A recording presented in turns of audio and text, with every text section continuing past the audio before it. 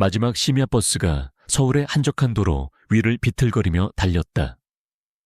긴 하루를 보낸 지친 영혼들을 싣고서 한지원은 차가운 유리창에 머리를 기댄 채 스쳐 지나가는 가로등 불빛을 흐릿한 눈으로 바라보고 있었다. 그녀의 품에는 5살 난 아들 민혁이가 새근새근 고른 숨을 내쉬며 곤히 잠들어 있었다. 레스토랑과 편의점에서 연달아 2탕의 아르바이트를 뛴 그녀는 완전히 녹초가 되어 있었다. 눈꺼풀이 청은망은이었다.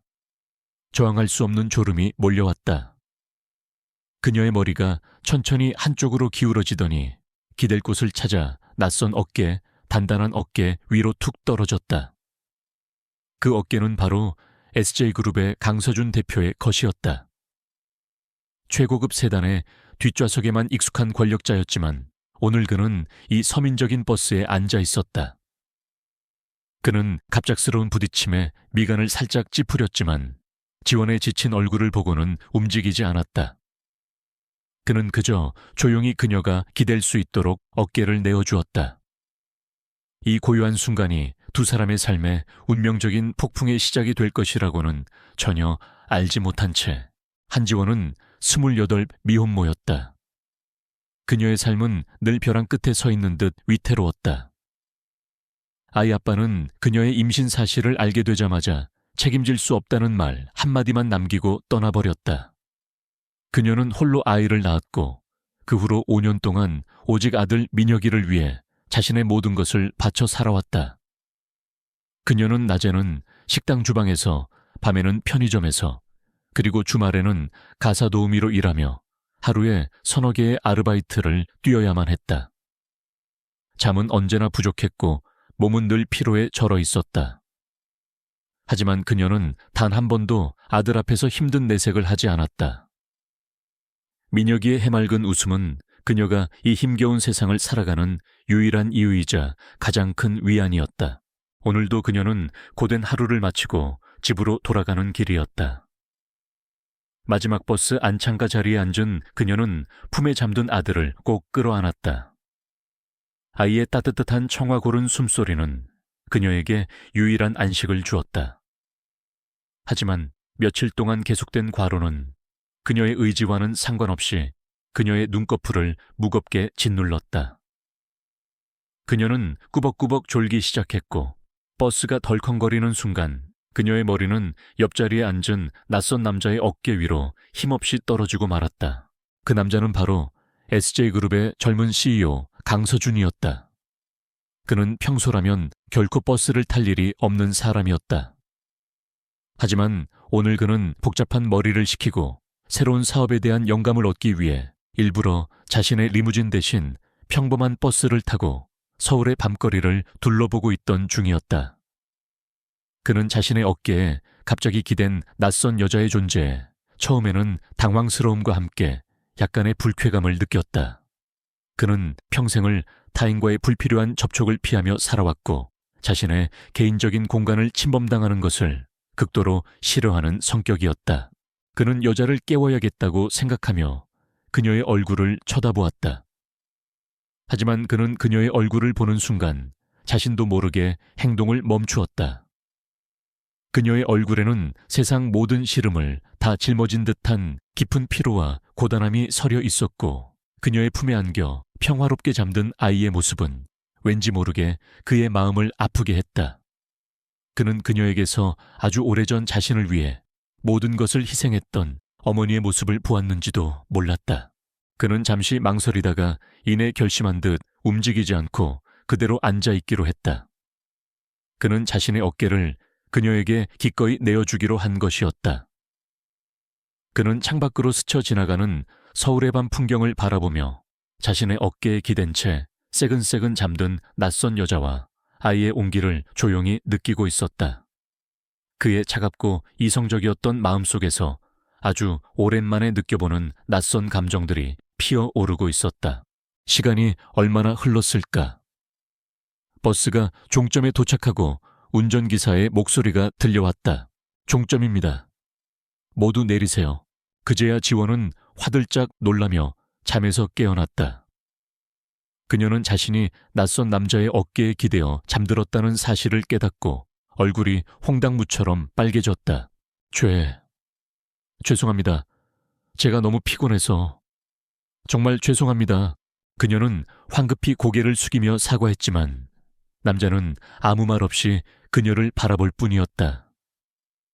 그의 눈빛은 차가웠지만 어딘지 모르게 따뜻한 기운이 담겨있는 듯했다. 지원은 서둘러 잠든 민혁이를 안고 버스에서 내리려 했다. 하지만 그녀는 곧 더 큰 충격에 휩싸였다. 이곳은 그녀가 내려야 할 정류장이 아니었다. 버스는 이미 종점에 도착해 있었고 밖은 낯선 풍경으로 가득 차 있었다.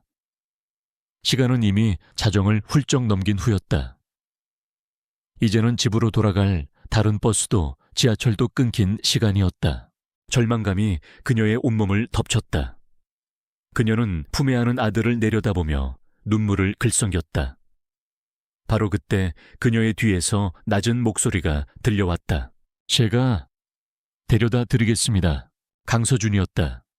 그는 어느새 그녀의 뒤에 서 있었다. 그리고 버스 문 밖에는 언제부터 기다리고 있었는지 모를 검은색 최고급 리무진 한 대가 조용히 서 있었다. 아니 어떻게... 지원은 너무나 놀라 아무 말도 하지 못했다. 제가 생각하기에 당신은 길을 잃은 것 같군요.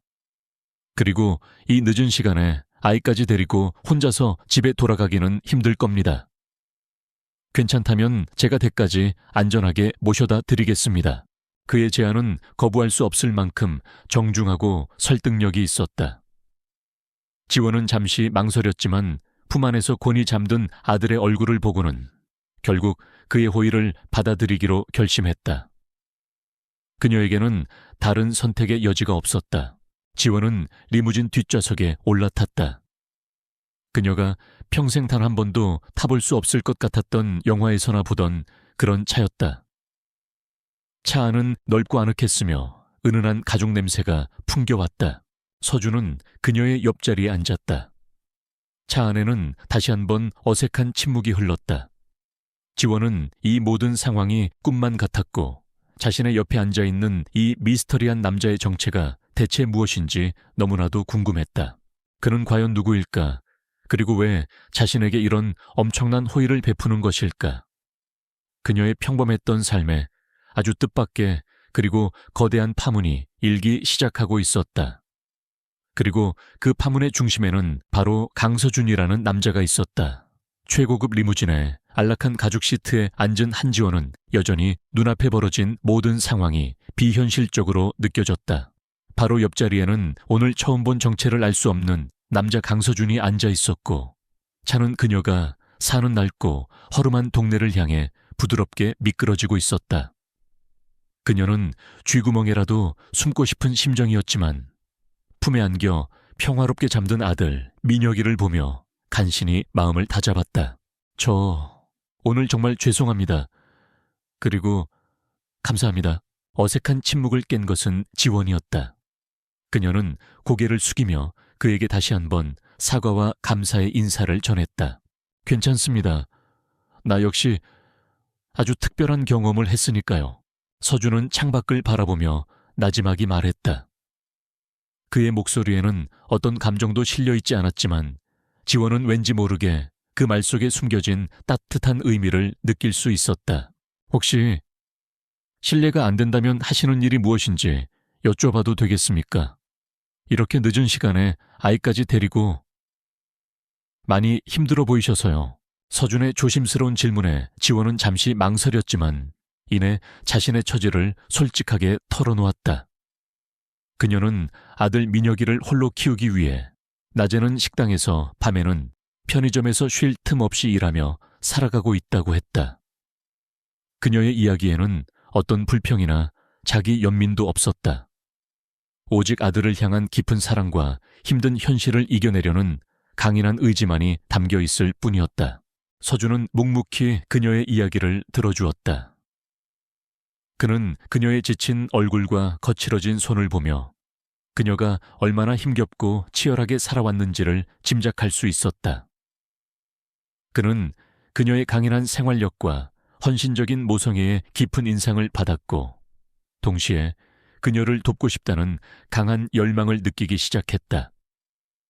그는 단순히 돈으로 그녀를 동정하려는 것이 아니었다. 그는 그녀가 가진 진정한 가치를 발견했고 그녀에게 새로운 기회를 선물해주고 싶었다. 차가 지원의 낡은 다세대 주택 앞에 멈춰 섰다. 서준은 차에서 내려 직접 문을 열어주고 그녀가 내리는 것을 도와주었다. 오늘 정말 감사했습니다. 이 은혜는 평생 잊지 않겠습니다. 지원은 마지막 인사를 건네고 잠든 민혁이를 안은 채 집으로 들어가려 했다. 바로 그때 서준이 그녀를 불러 세웠다. 한지원 씨, 내가 당신에게 한 가지 제안을 하고 싶습니다. 네, 나는 당신을 고용하고 싶습니다. 그의 갑작스러운 제안에 지원은 너무나 놀라 아무 말도 하지 못했다. 나는 SJ그룹의 대표 강서준입니다. 우리 회사는 최근 평범한 소비자들의 목소리를 직접 듣고 그들의 필요를 반영한 새로운 제품을 개발하는 프로젝트를 진행하고 있습니다.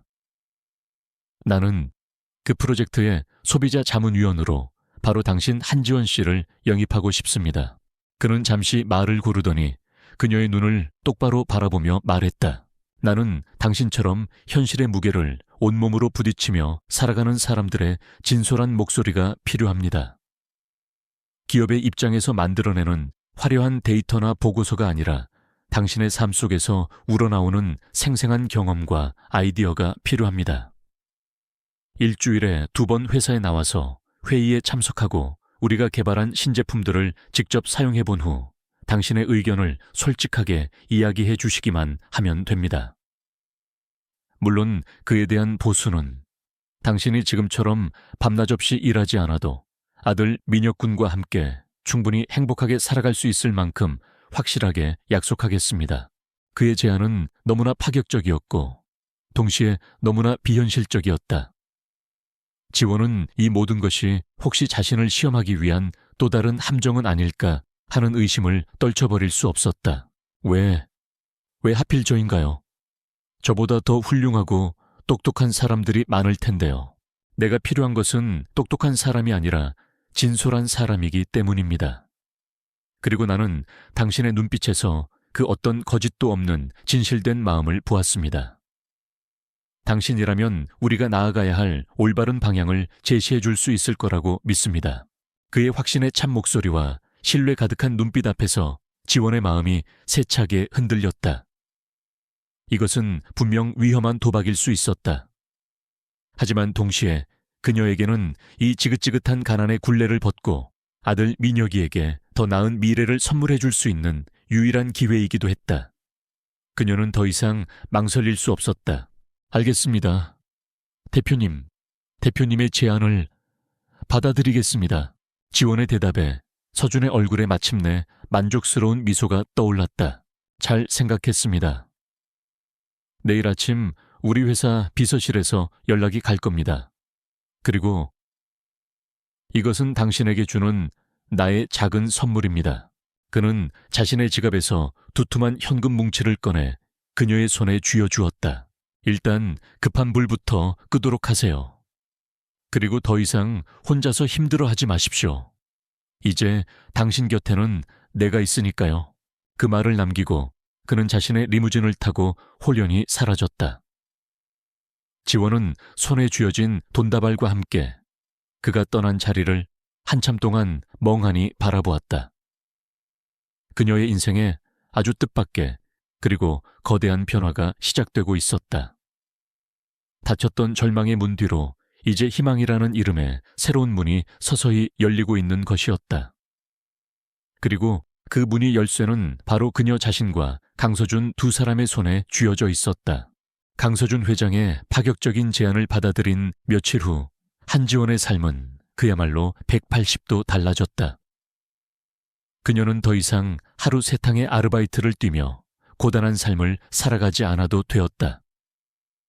그녀는 아들 민혁이를 국내 최고의 병원에 입원시켜 최고의 의료진에게 치료받게 할 수 있었고 자신 역시 허름한 반지하 방을 떠나 SJ그룹에서 마련해준 깨끗하고 아늑한 오피스텔에서 새로운 삶을 시작하게 되었다.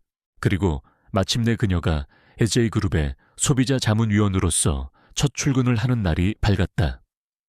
그녀는 며칠 동안 고민하여 고른 자신의 가장 단정하고 깔끔한 정장 차림으로 강남 테헤란로에 위치한 SG그룹 본사 건물 앞에 섰다. 하늘을 찌를 듯 솟아있는 거대한 유리 건물과 그 안을 바쁘게 오가는 세련된 차림의 직원들의 모습은 그녀가 평생 살아왔던 세상과는 너무나 다른 위압적이면서도 동시에 설레는 풍경이었다. 내가 정말 이런 곳에서 일하게 되다니. 지원은 자신도 모르게 마른 침을 삼키며 긴장된 마음으로 건물 안으로 들어섰다. 강서준 회장의 비서인 윤 실장이 그녀를 맞이했고 그녀를 곧바로 회의실로 안내했다. 회의실 안에는 이미 10여 명의 그룹 핵심 임원들이 자리에 앉아 있었다. 그들은 갑자기 나타난 낯선 여자 한지원을 의심과 호기심이 뒤섞인 눈빛으로 쳐다보았다. 특히 마케팅 본부장인 박상무의 시선은 유난히 차갑고 날카로웠다. 그는 그룹 내에서 강서준 회장의 입지에 반대하는 대표적인 인물이었고 지훈의 파격적인 인사에 노골적인 불만을 품고 있는 듯했다. 잠시 후 강서준 회장이 회의실 안으로 들어섰다. 그는 평소와 다름없이 냉정하고 카리스마 넘치는 모습이었지만 지원을 바라보는 그의 눈빛에는 아주 미세한 따뜻함과 격려가 담겨 있는 듯했다. 오늘 이 자리에 새로 오신 분을 소개하겠습니다. 앞으로 우리 그룹의 신제품 개발에 중요한 자문 역할을 해주실 한지원 위원님이십니다. 박수로 맞아주십시오. 서준의 소개에 임원들은 마지못해 형식적인 박수를 쳤다. 지원은 얼굴이 화끈거렸지만 애써 당당하게 자리에서 일어나 그들에게 인사를 건넸다. 회의의 주제는 SJ그룹에서 야심차게 출시를 준비 중인 새로운 스마트폰에 대한 최종 점검이었다. 개발팀에서는 최첨단 기술과 혁신적인 디자인을 적용한 신제품에 대해 자신만만하게 발표를 이어나갔다. 모든 임원들은 감탄하며 긍정적인 평가를 내놓았다. 회의가 거의 끝나갈 무렵 서준이 지원을 향해 시선을 돌리며 물었다. 한지원 위원님의 생각은 어떻습니까? 소비자 입장에서 우리 신제품에 대해 솔직한 의견을 듣고 싶습니다. 모든 사람들의 시선이 그녀에게 쏠렸다. 지원은 긴장되었지만 동시에 이것이 바로 자신이 해야 할 역할이라는 것을 깨달았다. 그녀는 자리에서 일어나 떨리지만 분명한 목소리로 자신의 의견을 이야기하기 시작했다. 대표님, 그리고 임원 여러분, 물론 신제품의 기술력과 디자인은 매우 훌륭하다고 생각합니다. 하지만 제가 보기에는 몇 가지 아쉬운 점들이 보입니다. 그녀의 예상치 못한 발언에 회의실 안은 순간 정적에 휩싸였다. 첫째, 가격이 너무 비쌉니다. 저 같은 평범한 서민들에게는 아무리 좋은 기술이라도 선뜻 구매하기에는 부담스러운 가격입니다. 둘째, 기능이 너무 복잡합니다. 물론 전문가들이나 젊은 세대들에게는 흥미로운 기능일 수 있겠지만 저나 저희 어머니 같은 기계에 익숙하지 않은 사람들에게는 오히려 불편하고 불필요한 기능들이 너무 많습니다. 그리고 마지막으로 가장 중요한 것은 이 제품에서 사람에 대한 따뜻한 배려가 느껴지지 않는다는 것입니다. 그녀는 잠시 숨을 고르고 말을 이었다. 스마트폰은 이제 단순한 기계가 아니라 사람과 사람을 이어주고 우리의 삶을 더 풍요롭게 만들어주는 도구라고 생각합니다. 하지만 이 제품은 오직 기술만을 과시하고 있을 뿐 정작 그것을 사용하는 사람의 마음에 대해서는 아무런 고민도 하지 않은 것처럼 보입니다.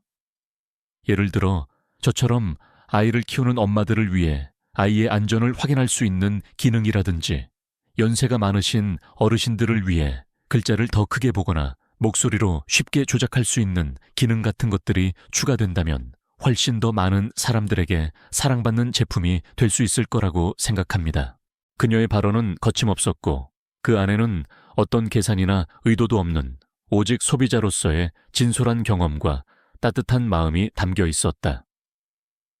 회의실에 있던 모든 임원들은 그녀의 날카로운 지적과 창의적인 아이디어에 놀라움을 금치 못했고 특히 강서준 회장의 눈빛은 깊은 감동과 함께 자랑스러움으로 빛나고 있었다. 하지만 박상무는 불쾌한 표정으로 그녀의 말을 가로막았다. 지금 뭐라고 했소? 당신 같은 비전문가가 감히 우리 그룹의 핵심 프로젝트에 대해 뭘 안다고 함부로 짓거리는 거요. 우리는 지난 몇 년간 최고의 전문가들과 함께 이 제품을 개발해왔소. 당신의 그 어설픈 감상 따위는 우리에게 필요 없단 말이오. 그의 고압적인 태도에 회의실 분위기는 다시 험악해졌다. 지원은 당황하여 어쩔 줄 몰라 했다. 바로 그때 강서준 회장이 자리에서 일어섰다. 박상무 말이 지나치지 않소. 그의 차가운 목소리가 회의실 전체를 울렸다. 내가 한지원 위원님을 이 자리에 모신 이유는 바로 당신들 같은 전문가들이 놓치고 있는 부분을 듣기 위함이었소. 기술 만능주의에 빠져 정작 가장 중요한 사람을 잊고 있는 당신들에게 경종을 울리기 위해서였단 말이오. 한지원 위원님의 의견은 그 어떤 전문가의 분석보다도 더 날카롭고 핵심을 꿰뚫고 있어. 나는 그녀의 의견을 전적으로 수용하여 신제품 출시 계획을 전면 재검토할 생각입니다. 이에 있는 사람 있습니까? 그의 단호한 선언에 아무도 이의를 제기하지 못했다. 박상무는 분한 표정을 감추지 못하고 고개를 숙일 수밖에 없었다. 회의가 끝난 후 서준은 지원에게 다가와 그녀의 손을 잡았다. 오늘 정말 대단했어요, 지원씨. 당신 덕분에 나도 그리고 우리 회사도 아주 중요한 것을 깨닫게 되었어요. 정말 고맙습니다. 아니에요, 대표님. 저는 그저 제가 느낀 것을 솔직하게 말씀드렸을 뿐인걸요. 아니, 당신은 단순히 의견을 말한 것이 아니에요. 당신은 우리에게 새로운 방향을 제시해 주었어요. 그리고 내게는 새로운 용기를 주었죠. 두 사람은 서로를 마주보며 따뜻한 미소를 교환했다. 그들의 눈빛에는 서로를 향한 깊은 신뢰와 함께 이제는 더 이상 숨길 수 없는 설레는 감정들이 넘실거리고 있었다. 버스에서 시작된 그들의 기묘한 인연은 이제 회의실이라는 새로운 무대 위에서 서로의 가치를 발견하고 함께 성장해 나가는 특별한 파트너십으로 발전해가고 있었다. 그리고 그들의 이야기는 이제 막 시작되고 있었다. 신제품 전략회의에서 한지원의 진솔한 의견이 강서준 회장의 전폭적인 지지를 받게 되면서 그녀의 회사 내 입지는 하루아침에 달라졌다. 그녀는 더 이상 어리숙한 회장님 특채가 아니었다. 그녀는 날카로운 통찰력과 따뜻한 감성을 겸비한 그룹에 새로운 혁신을 이끌어갈 중요한 인물로 주목받기 시작했다. 강서준 회장은 신제품 출시 계획을 전면 재검토하라는 지시와 함께 한지원을 제품 기획팀의 특별 고문으로 정식 임명했다. 그녀는 이제 단순히 의견을 제시하는 것을 넘어 새로운 제품의 콘셉트와 디자인, 그리고 마케팅 전략 수립 과정에 직접적으로 참여하게 된 것이었다. 그녀의 삶에 찾아온 또 다른 기적이었다. 지원은 자신에게 주어진 기회에 감사하며 그 누구보다도 열심히 일했다. 그녀는 밤낮 없이 시장을 분석하고 소비자들의 숨겨진 요구를 파악했으며 자신의 경험을 바탕으로 한 창의적인 아이디어들을 쏟아냈다. 그녀의 아이디어들은 기존의 틀에 박혀있던 개발팀에 신선한 충격을 주었고 프로젝트는 이전보다 훨씬 더 활기차고 역동적으로 진행되기 시작했다. 강서준 회장 역시 그런 그녀의 모습을 흐뭇하게 지켜보며 그녀에 대한 자신의 믿음이 틀리지 않았음을 확인했다. 그는 바쁜 일정 속에서도 틈틈이 그녀와 함께 프로젝트에 대해 논의했고 그 과정에서 그녀의 뛰어난 능력뿐만 아니라 그녀의 따뜻하고 순수한 인간적인 매력에 더욱더 깊이 빠져들고 있었다. 두 사람은 함께 일하는 동료이자 서로에게 새로운 영감을 주는 파트너로서 그리고 서로의 마음을 설레게 하는 연인으로서의 감정을 키워나가고 있었다. 하지만 그들의 행복을 시기하는 어두운 그림자는 여전히 그들의 주변을 맴돌고 있었다. 바로 마케팅 본부장인 박상무였다. 그는 회의석상에서 강서준 회장에게 공개적으로 망신을 당한 것에 대해 깊은 원한을 품었고 자신의 입지를 위협하는 한지원의 존재를 눈엣 가시처럼 여기고 있었다. 그는 어떻게든 그녀를 흠집내어 회사에서 쫓아내고 동시에 강서준 회장의 리더십에 타격을 입힐 음모를 꾸미기 시작했다. 그는 그룹 내부의 자신과 뜻을 같이 하는 몇몇 보수적인 임원들과 결탁하여 지원이 참여하고 있는 신제품 프로젝트를 실패로 이끌려는 비열한 계획을 세웠다. 그는 지원이 제안한 새로운 콘셉트의 제품에 의도적으로 결함을 만들고 그 모든 책임을 그녀에게 뒤집어 씌우려 했던 것이었다. 며칠 후 신제품에 대한 소비자 반응 조사를 위한 포커스 그룹 인터뷰가 진행되었다.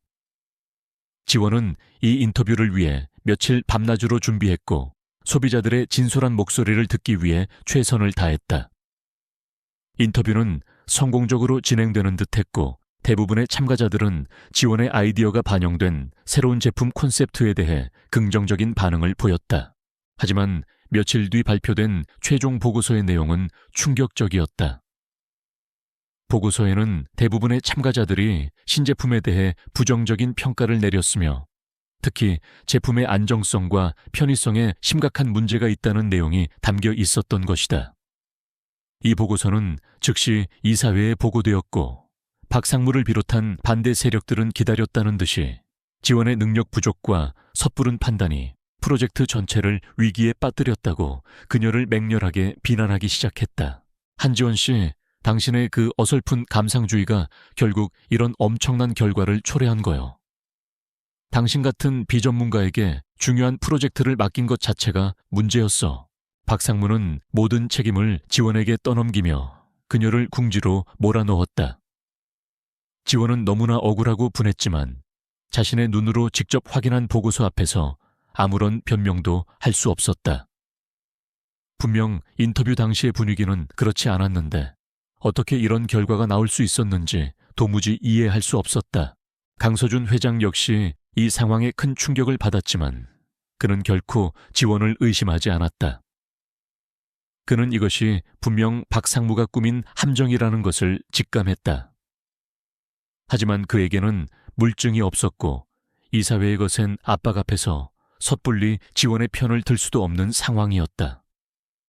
그는 일단 한 발 물러서서 진실을 밝힐 시간을 벌기로 결심했다.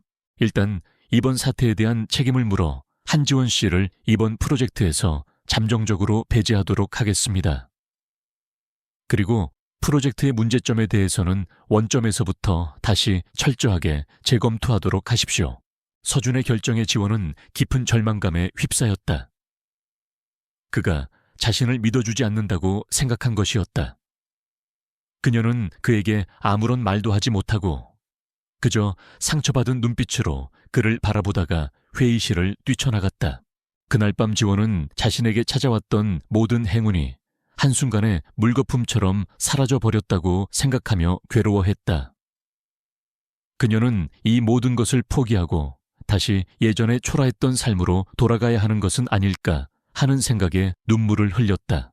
바로 그때 서준이 그녀의 오피스텔로 찾아왔다.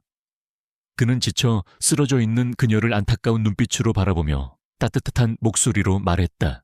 미안해요, 지원 씨. 오늘 회의에서는 어쩔 수 없었어요. 하지만 나는 당신을 믿어요. 당신이 결백하다는 것을, 그리고 이것이 분명 누군가의 함정이라는 것을. 우리 함께 이 모든 것의 진실을 밝혀냅시다. 그의 진심 어린 말에 지원은 다시 한번 용기를 얻었다. 그녀는 더 이상 혼자가 아니었다. 그녀 곁에는 그녀를 절대적으로 믿어주는 강서준이라는 남자가 있었다. 두 사람은 함께 머리를 맞대고 조작된 보고서의 진실을 파헤치기 시작했다. 지원은 자신의 기억을 더듬어 인터뷰에 참여했던 참가자들의 인상착의와 발언 내용들을 상세하게 기록했고 서준은 그것을 단서 삼아 윤 실장에게 비밀리에 그들의 신원을 파악하고 접촉하도록 지시했다.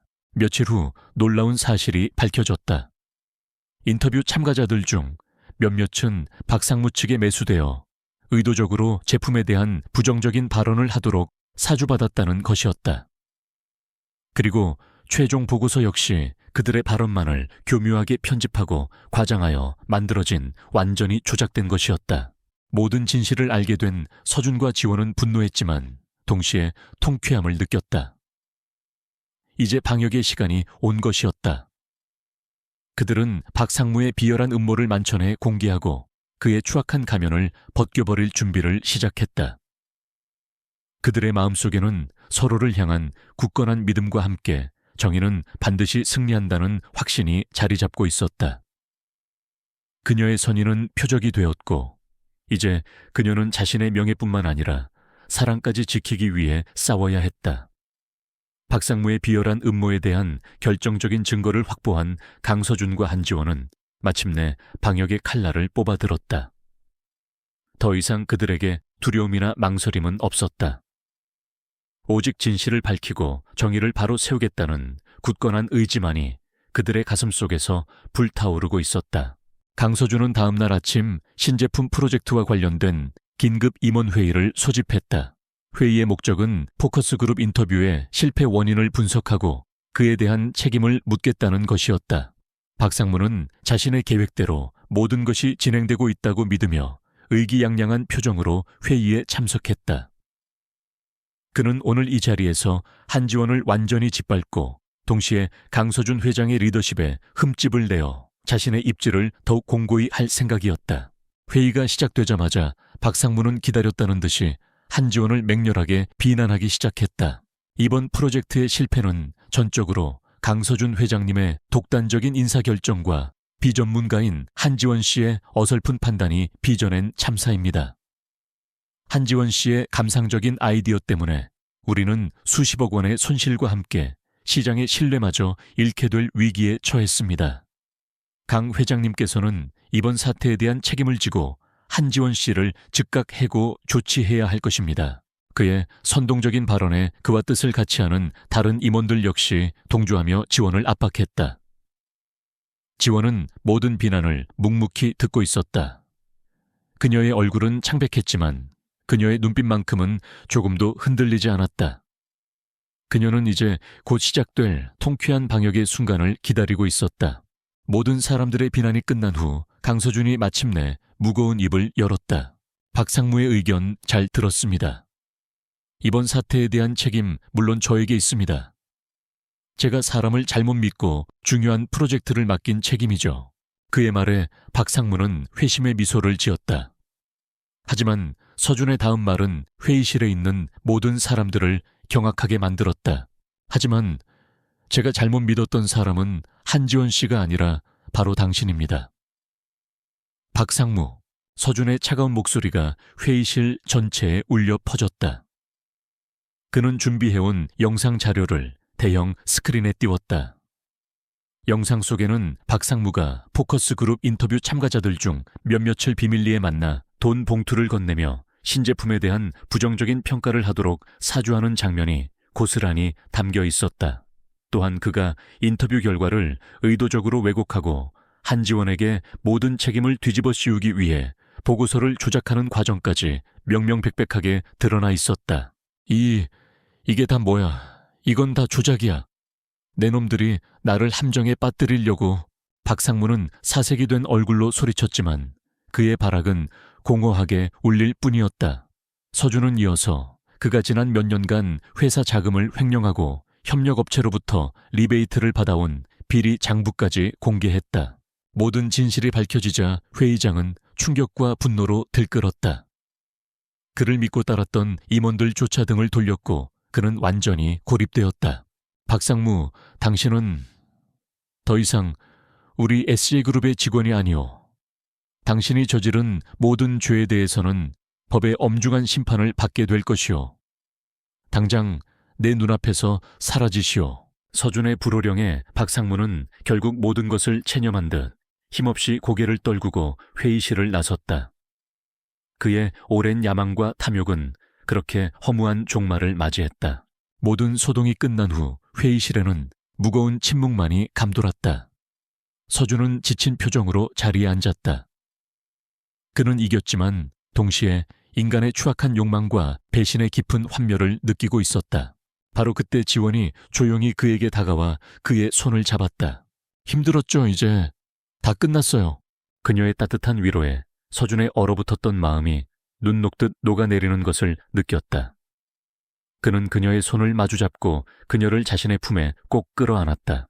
고마워요, 지원씨. 당신이 아니었다면 나는 이 외로운 싸움에서 결코 이길 수 없었을 거예요. 아니에요.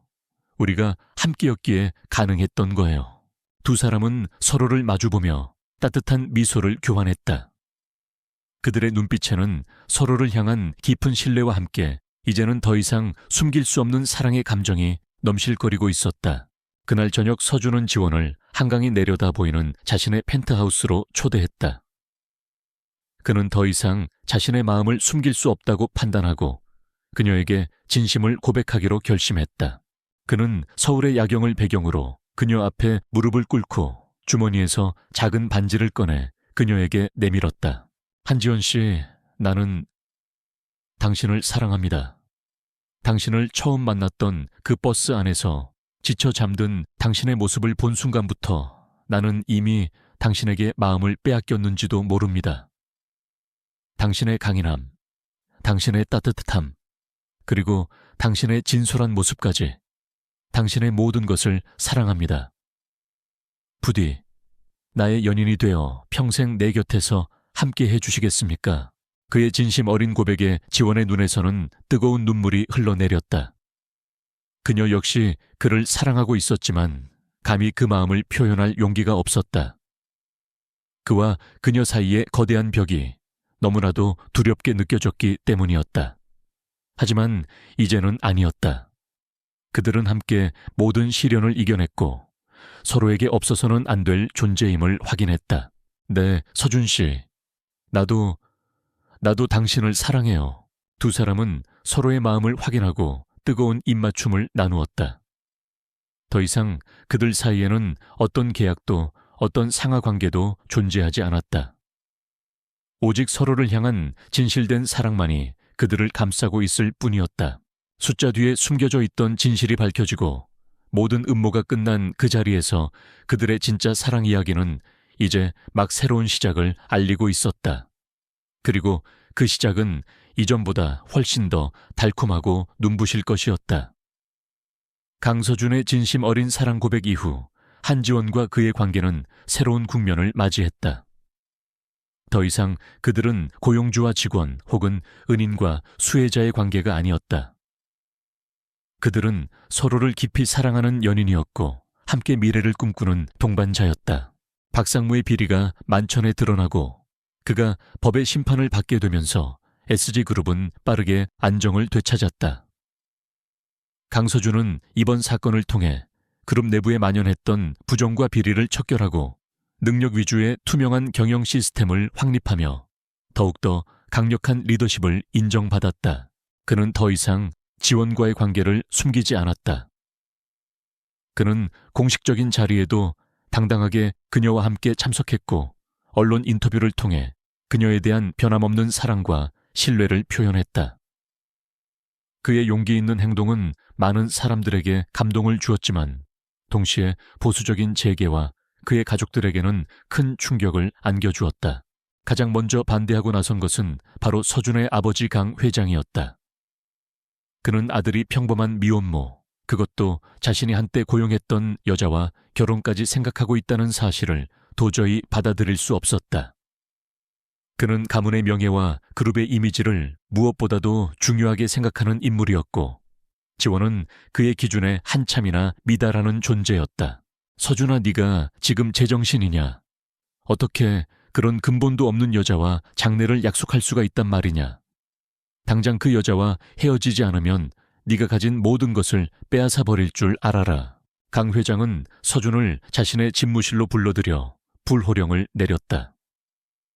하지만 서준은 더 이상 과거처럼 아버지의 권위 앞에서 주눅드는 아들이 아니었다. 아버지, 저는 이미 제 마음을 정했습니다. 저는 지원 씨를 사랑하고 그녀와 평생을 함께할 겁니다. 만약 아버님께서 계속해서 저희 관계를 반대하신다면 저는 SJ그룹의 후계자 자리뿐만 아니라 아버지와의 인연까지도 모두 끊어버릴 각오가 되어 있습니다. 서준의 단호한 선언에 강 회장은 충격과 함께 분노에 휩싸였지만 아들의 확고한 의지를 꺾을 수는 없었다. 그는 아들을 이길 수 없다는 것을, 그리고 아들이 진정으로 행복하기를 바란다는 것을 깨달았지만 그럼에도 불구하고 두 사람의 관계를 순순히 인정해주고 싶지는 않았다. 그는 마지막 수단으로 지원을 직접 만나 그녀의 마음을 돌려놓으려 시도했다. 강 회장은 지원을 자신의 집으로 불렀다. 지원은 떨리는 마음으로 그를 찾아갔고 그 자리에서 혹독한 반대와 함께 모욕적인 말들을 들어야만 했다. 네가 감히 내 아들 녀석을 넘봐. 네 주제에 우리 집안의 며느리가 될 수 있을 거라고 생각했단 말이냐. 내가 돈 몇 푼 쥐어줄 테니 당장 내 아들 앞에서 사라져라. 강 회장의 서슬, 퍼런 위협과 모욕적인 말의 지원은 깊은 상처를 받았다. 그녀는 그를 사랑했지만 자신 때문에 그가 가족들과 등을 지게 되고 힘든 상황에 처하게 되는 것을 원치 않았다. 그녀의 마음속에서 다시 한번 자신에 대한 깊은 자괴감과 함께 그를 떠나야 하는 것은 아닐까 하는 생각이 고개를 들기 시작했다. 회장님, 저는 서준 씨를 진심으로 사랑합니다. 하지만 만약 저 때문에 서준 씨가 불행해진다면 저는 언제든 그의 곁을 떠날 준비가 되어 있습니다. 지원은 눈물을 머금고 말했지만 그녀의 눈빛만큼은 조금도 흔들리지 않았다. 그녀는 자신의 사랑을 지키기 위해 기꺼이 모든 것을 감수할 각오가 되어 있었던 것이다. 바로 그때 서준이 나타나 그녀의 앞을 막아섰다. 그는 아버지의 비열한 행동에 분노하며 지원의 손을 잡고 그녀를 보호했다. 아버지, 그만하십시오. 다시 한번 지원 씨에게 상처를 주는 말이나 행동을 하신다면 저는 정말로 아버지를 용서하지 않을 겁니다. 지원 씨는 제가 사랑하는 여자이고 제 아들 민혁이에게는 이미 엄마와도 같은 존재입니다. 그리고 곧 제 아내가 될 사람입니다. 아버지가 반대하신다고 해도 제 결정은 절대 변하지 않을 겁니다. 서준의 굳건한 모습의 지원은 다시 한번 그에 대한 깊은 사랑과 신뢰를 확인했다. 그녀는 더 이상 혼자가 아니었다. 그녀 곁에는 그녀를 위해 모든 것을 걸고 싸워줄 든든한 남자가 있었다. 강 회장은 결국 두 사람의 확고한 사랑 앞에서 자신의 패배를 인정할 수밖에 없었다. 그는 깊은 한숨을 내쉬며 마지막으로 한마디를 덧붙였다. 좋다. 네가 정 그렇게 원한다면 나도 더 이상 반대하지 않겠다. 하지만 한 가지 조건이 있다. 세상 모든 사람들이 보는 앞에서 너희 두 사람의 사랑이 진심이라는 것을 증명해 보여라. 만약 너희가 세상의 편견과 시선을 이겨내고 당당하게 사랑을 지켜낸다면 그때는 나도 너희를 진정한 내 아들과 며느리로 받아들이겠다. 그의 마지막 말은 일종의 시험이자 어쩌면 그가 두 사람에게 내릴 수 있는 최후의 축복이었을지도 몰랐다. 그날 이후 서준과 지원은 세상의 편견에 맞서기 위한 그들만의 싸움을 시작했다. 그들은 함께 다양한 사회공헌 활동에 참여하며 자신들의 사랑이 단순한 스캔들이 아니라 사회에 선한 영향력을 전파하는 아름다운 관계임을 증명해 보였다. 지원은 자신의 경험을 바탕으로 미혼모 가정을 돕는 재단을 설립했고 서준은 그런 그녀의 활동을 뒤에서 묵묵히 지원하며 그녀의 가장 든든한 후원자가 되어 주었다.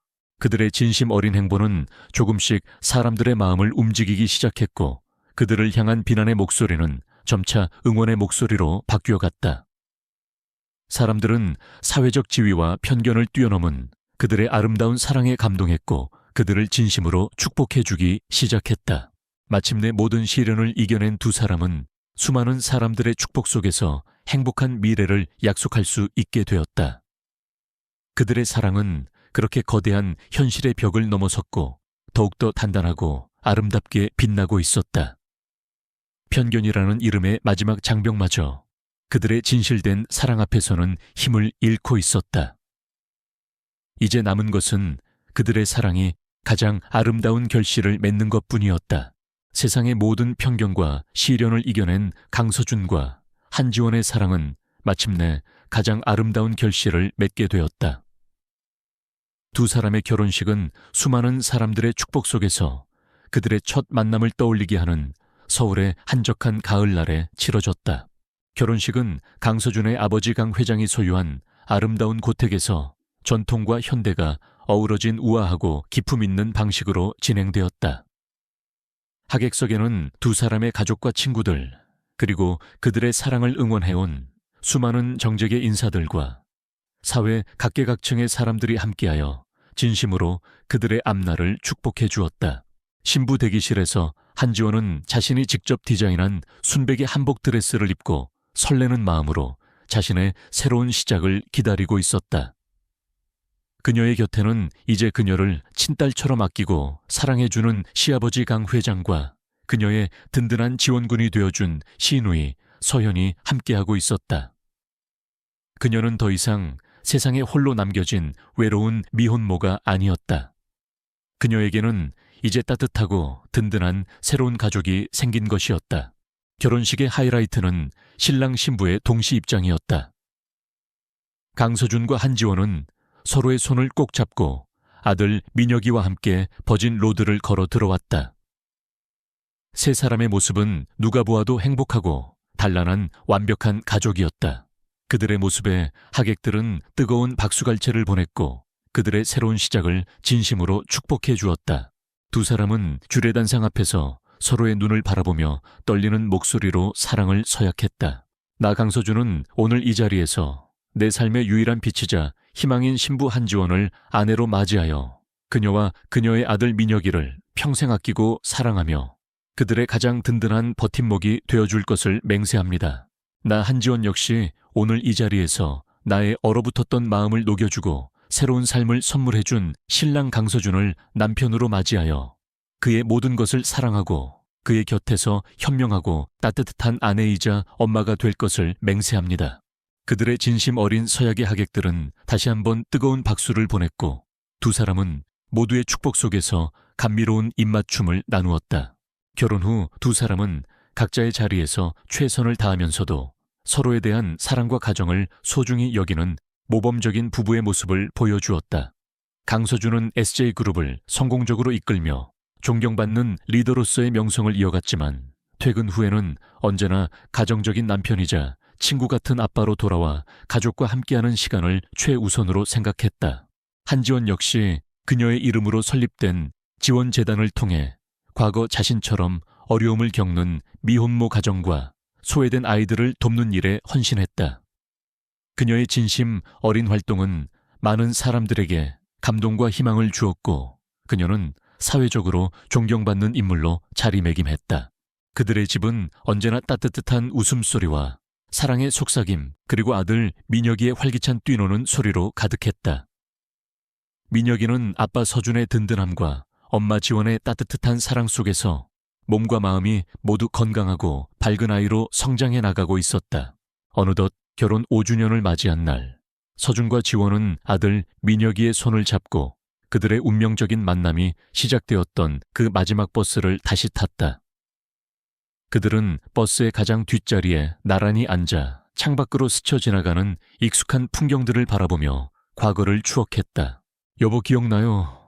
우리가 처음 만났던 그날 밤 내가 이 자리에서 당신 어깨에 기대어 잠들었던 거. 지원이 장난스럽게 웃으며 말했다. 서준 역시 웃음을 터뜨리며 대답했다. 그럼 어떻게 있겠소? 그때 당신 정말 볼만했는데. 하지만 나는 그때 이미 당신에게 반했는지도 몰라요. 그렇게 지쳐 보이면서도 품에 안은 아이를 꼭 지키려는 당신의 그 강인한 모습의 말이에요. 나는 당신 덕분에 진정한 사랑이 무엇인지, 그리고 진정한 행복이 어디에 있는지를 깨닫게 되었어요. 당신은 내 인생을 송두리째 바꿔놓은 하늘이 내게 보내준 가장 큰 선물이에요. 고마워요. 내 곁에 와줘서. 그리고 사랑합니다. 영원히. 나도 사랑해요, 여보. 나의 구원자, 나의 운명. 두 사람은 서로를 꼭 끌어안았다. 버스는 그들의 추억과 사랑을 싣고 종착역을 향해 달려가고 있었다. 한때는 절망의 종착역처럼 느껴졌던 그곳이 이제는 행복의 시작을 알리는 새로운 출발점이 되어 있었다. 피곤에 지친 미혼모와 세상에 지친 재벌 CEO. 버스 안에서의 우연한 만남은 그렇게 두 개의 다른 세계를 하나로 이어주었고 서로의 아픔을 보듬어 안으며 세상에서 가장 아름답고 완벽한 사랑을 완성시켰다. 그리고 그들의 이야기는 우리에게 진정한 사랑과 행복은 정해진 길이 아니라 예상치 못한 순간에 찾아오는 작은 인연과 따뜻한 배려 속에 있다는 것을 다시 한번 일깨워주고 있었다. 그들의 운명적인 버스는 이제 행복이라는 이름의 종착역을 향해 영원히 달릴 것이었다.